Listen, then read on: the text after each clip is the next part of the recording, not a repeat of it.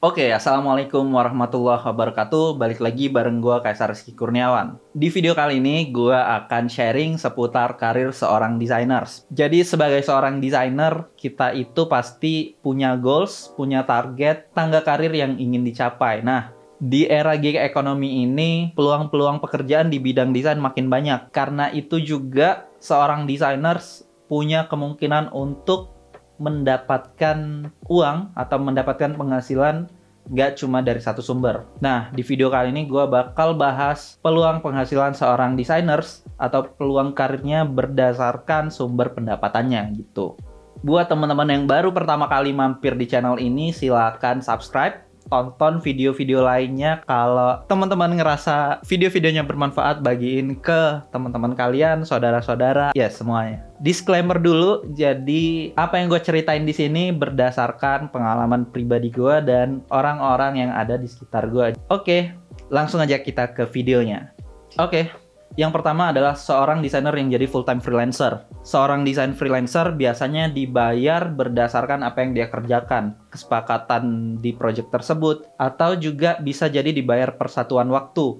Jadi misalnya kalau teman-teman dapat project desain logo, yang teman-teman dapatkan adalah bayaran dari hasil kerja teman-teman untuk membuat logo tersebut. Nah, bayarannya ini bisa dihitung berdasarkan satuan waktunya juga. Misalnya, teman-teman tarifnya adalah $10 per jam, dan yang teman-teman butuhkan untuk menyelesaikan sebuah logo dari mulai briefing, research, revisi sampai itu deliver adalah sekitar 10 jam. Jadi teman-teman bisa dapat $100 dari desain logo tersebut. Atau bisa jadi kalau misalnya teman-teman sudah expert, teman-teman bisa mendapatkan lebih dari itu. Misalnya untuk skala perusahaan yang gede dan mau pakai servis atau jasa teman-teman untuk ngedesain logo, satu logonya itu teman-teman bandrol dengan harga 10 juta rupiah, ya teman-teman dapat 10 juta itu. Nah, untuk dapetin klien-klien atau project-project tadi, teman-teman bisa bangun personal branding, jadi klien bisa menemukan teman-teman,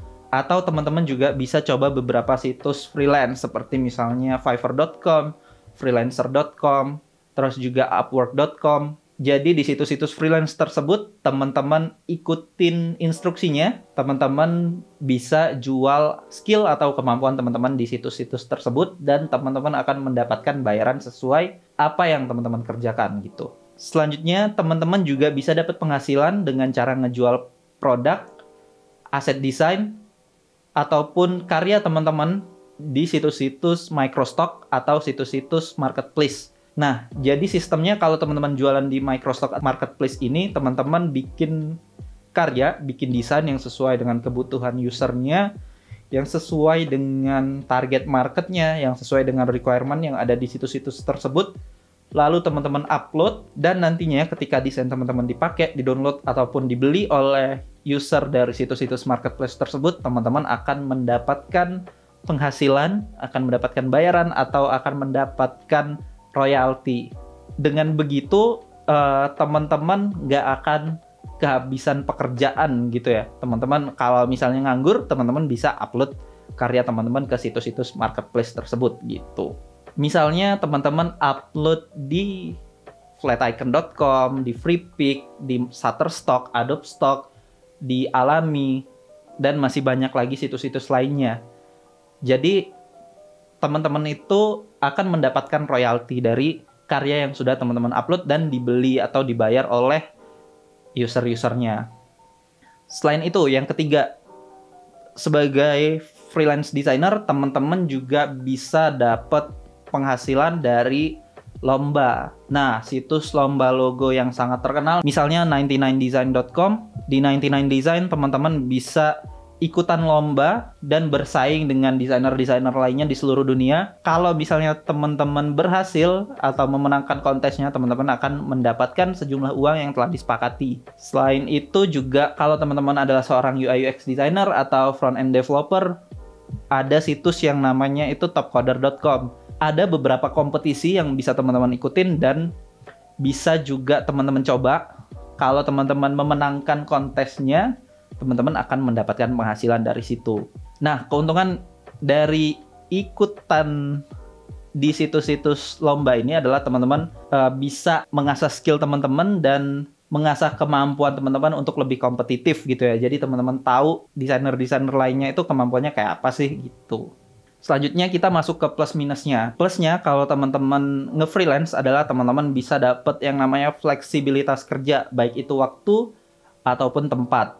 Fleksibilitas ini juga teman-teman bisa manfaatin untuk mendapatkan beberapa pekerjaan atau beberapa project sekaligus. Dengan begitu teman-teman bisa dapat penghasilan dari beberapa sumber. Misalnya dalam 1 bulan teman-teman mengerjakan desain logo sebanyak 2 project, kemudian di sisa waktunya teman-teman bisa ngerjain produk atau aset desain teman-teman untuk dijual di marketplace. Nah, selanjutnya peluang penghasilannya itu tak terhingga. Jadi bayangin kalau teman-teman 1 project logo, teman-teman itu dibayar 5 juta rupiah dan 1 bulan teman-teman bisa ngerjain 4 project logo. Dan teman-teman masih punya waktu bisa bikin konten di YouTube atau bisa juga teman-teman untuk ngebikin produk atau aset desain yang nantinya akan dijual ke situs-situs marketplace atau microstock. Nah, jadi teman-teman udah dapat misalnya 20 jutaan terus ditambah passive income dari hasil jualan teman-teman di situs marketplace atau microstock yang terus tumbuh juga.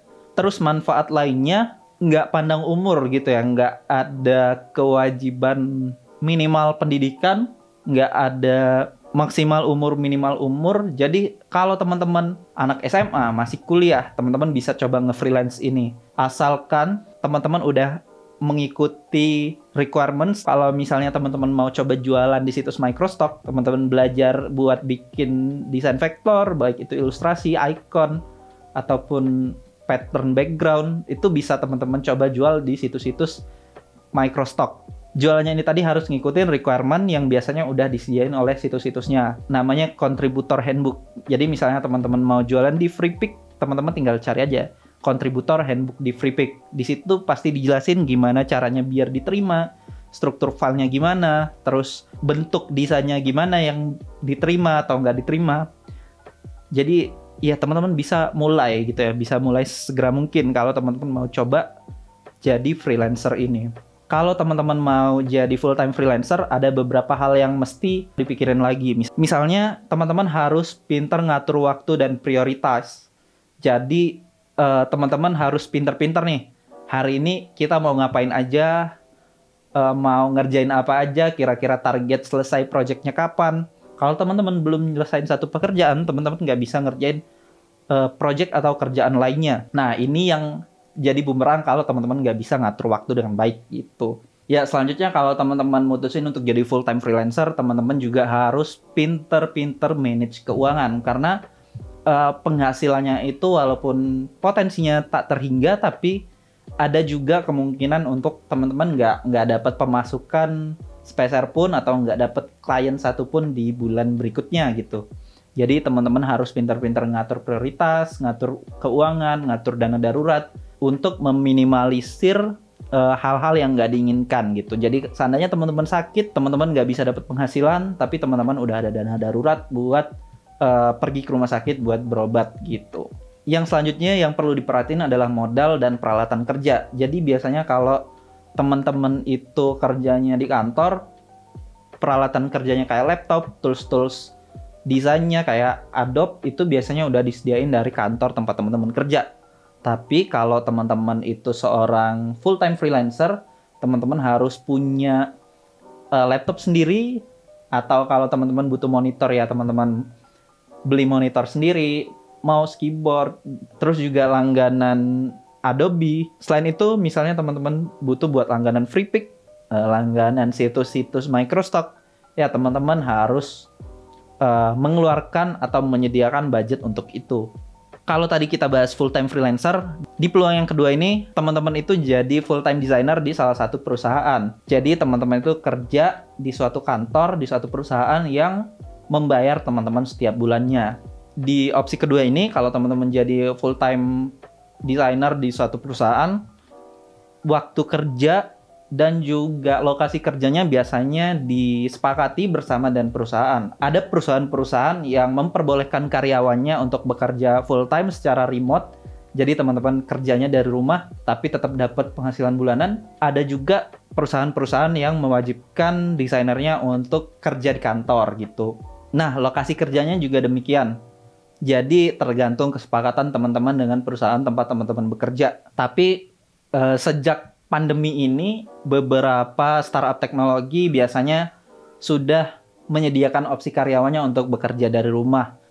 Terus kita masuk ke plus minusnya. Plusnya dulu. Kalau teman-teman kerja di kantor, yang pasti teman-teman dapat penghasilan bulanan dari kantor. Teman-teman akan dapat gaji setiap tanggal yang sudah ditentukan. Terus juga teman-teman dapat benefit lainnya, misalnya asuransi kesehatan buat keluarga. Teman-teman juga bisa dapat tools-tools buat kerja, kayak misalnya laptop yang disediain dari kantor. Terus juga tools yang udah dibayarin dari kantor, kayak misalnya Adobe yang sudah dibayarin oleh kantor, jadi teman-teman tinggal pakai. Biasanya kalau di kantor, teman-teman juga bisa belajar dari teman-teman yang ada di kantornya. Jadi kita belajar dari lingkungan kantor kita tersebut. Bisa sharing, bisa dapat mentor, bisa juga nanya-nanya ke mentornya tentang karir, tentang peluang-peluang lainnya gitu. Selain itu, kalau kerja di kantor, kita itu belajar buat kerja sama tim juga. Nah, selain poin-poin plusnya tadi, ada beberapa hal-hal yang mesti di-consider atau mesti dipikirin lagi. Untuk masuk ke sebuah perusahaan, teman-teman diharuskan memenuhi persyaratan. Misalnya, teman-teman disyaratkan untuk berpengalaman minimal 1 tahun, sementara teman-teman masih kuliah. Nggak bisa kerja di kantor gitu ya. Kalau teman-teman misalnya masih kuliah, ya jangan ngelamar di kantor dulu. Teman-teman coba cari proyekan di luar aja gitu. Peluang penghasilan yang selanjutnya itu adalah mengkombinasikan kedua hal tadi. Teman-teman kerja di kantor secara full time, tapi juga nge-freelance. Ini juga yang gue lakuin sekarang. Jadi gue full time kerja di kantor dari Senin sampai Jumat 9 to 5. Tapi di waktu-waktu kosong gue ngebikin aset desain, gue ngebikin icon, gue bikin konten di YouTube. Nah, nantinya aset-aset desain ini akan gue jual di situs marketplace atau microstock. Plusnya, kita bisa dapat 2 sumber penghasilan. Jadi kita dapat penghasilan dari kantor, tapi juga dapat penghasilan dari luar, dari side job yang kita lakuin. Yang kedua, kalau misalnya teman-teman ngikutin gue tadi, gue dapat penghasilan dari kantor, tapi juga dapat passive income dari hasil penjualan icon yang gue bikin dan gue jual di situs marketplace. Jadi seandainya pun gue nggak bikin icon lagi, selama aset gue digunain, selama aset gue dipakai, dibeli oleh user-user yang berlangganan di situs microstock tersebut, gue akan tetap dapat royaltinya gitu. Terus potensi yang selanjutnya, kita bisa belajar di kantor dengan teman-teman yang ada di kantor, tapi kita juga bisa tumbuh dengan sendirinya, bisa growth gitu ya. Kita nggak tergantung sama satu lingkungan gitu. Yang ketiga, kalau misalnya kita pinter milih side job, kita akan lebih lega gitu ya, karena kita punya beberapa sumber penghasilan. Seandainya kita kehilangan pekerjaan, kita tetap dapat penghasilan tiap bulannya dari passive income yang sudah kita bangun gitu. Terus yang terakhir, kita berusaha keluar dari zona nyaman. Jadi kita nggak cuma kerja di kantor, balik, terus istirahat, tapi kita juga punya kita punya sesuatu di luar kantor yang kita kerjain, dan itu milik kita sendiri gitu. Ya, jadi kayak kita tuh punya aset sendiri gitu. Terus minusnya, kalau kita kerja di 2 tempat kayak gini, full time ngantor, tapi kita juga proyekan atau kita juga jualan aset desain. Yang pertama adalah kurangnya waktu main dan istirahat. Ya, jadi misalnya kalau biasanya weekend itu waktunya istirahat, ya kita agak sedikit berkurang lah. Misalnya nyediain 3 jam buat bikin stok, ya waktu main kita berkurang 3 jam atau waktu istirahat kita berkurang 3 jam gitu. Terus yang kedua, kalau misalnya teman-teman nggak pinter-pinter ngatur waktu dan prioritas, itu akan mengganggu kesehatan dan mental health teman-teman juga gitu ya. Ya, jadi mungkin itu aja yang bisa gue sampaikan di video kali ini. Sebenarnya masih banyak peluang-peluang lainnya, cuma di sini gue menyampaikan garis besarnya aja.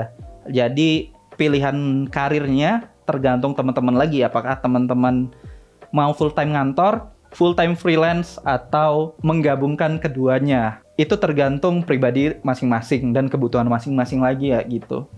Kalau teman-teman ada pengalaman lainnya atau insight lainnya, silakan teman-teman komen, ceritain di kolom komentar. Terus kalau teman-teman suka dengan video ini, silakan like dan dislike aja kalau nggak suka. Dan bagiin juga video ini ke teman-teman kalian kalau dirasa bermanfaat. Sampai jumpa lagi di video-video selanjutnya. Wassalamualaikum warahmatullahi wabarakatuh.